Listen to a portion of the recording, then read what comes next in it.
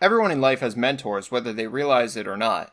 Not all mentors are great, of course. A bad choice of role model could easily put someone on the wrong path for their whole life.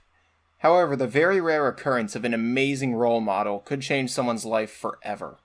This trope isn't exactly an uncommon one in media, but perhaps one of my favorite is the teacher of the Assassination Classroom, Korosensei. Korosensei is the teacher of Kunugigaoka Junior High's Class 3E, and saying that he is an odd teacher is putting it lightly. He can move at literal Mach 20 speeds, he can fly, and of course, his very appearance, as you can see. Not the least of these oddities is the initial contradiction in what he claims versus what he does. He tells his class that they have until the end of the school year to successfully assassinate him, or else he'll destroy the earth and everything on it. In spite of that chilling proclamation, Koro-sensei's most defining trait is just how much he does in fact care for his students and wants them to succeed. Not just academically, but in managing to have him killed as well. He's genuinely concerned for them at every corner. This is shown as early as the first episode when his greater motives aren't even made clear yet.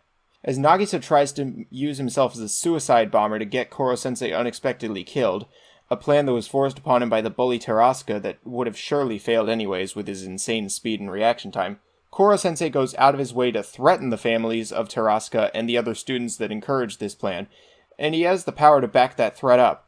However, he never proposed this out of evil intent. Rather, he took an extreme length to show that he will not tolerate the undermining and mistreatment of his students. Given that and future events, it's unlikely he even would have followed up on these threats. In fact, he didn't even hold any ill will to the students that he threatened going forward. He treated them like the rest of the students, and in the end, they all came out of his class as better people by the end. Especially Terasuka. Terasuka underwent some of the most change because of Koro-sensei's teachings, and he was the one that was primarily threatened. Of course, this is only half of the story. If he cares so much about his students, why in the world would he place an ultimatum to kill him with the price being global extinction? Such a threat that he would go through certainly seems out of character for him. And that's because it is. Koro-sensei never had any intent of destroying the planet. However, he knew that the destruction of Earth was an inevitability if he didn't die within a year's time. But to understand that, we'll need to backtrack a bit. Prior to being a teacher, Koro-sensei was an assassin known only as the Reaper, and while he had extraordinary abilities, at the time he was only human. Growing up in an environment where, according to him, anyone could betray anyone at any time, he grew up without any compassion or trust from or for others. The closest bond he had was with an apprentice who he only saw value in as one who could help him kill even more people, and even this apprentice betrayed him. Upon this betrayal, the apprentice sent the Reaper to a research laboratory where he would be used as a human test subject. In spite of these horrid conditions, he encountered his first true friend in Aguri Yukimura, a teacher in an arranged marriage with the laboratory's owner.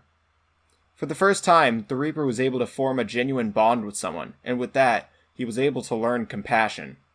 Unfortunately, this relationship was short-lived as he attempted to escape from the lab, using his new powers gained from the modifications granted upon him to do so. As he was fleeing, Aguri was caught in the line of fire, and he needed to watch the one person he loved die right in front of him. But it wasn't all for nothing.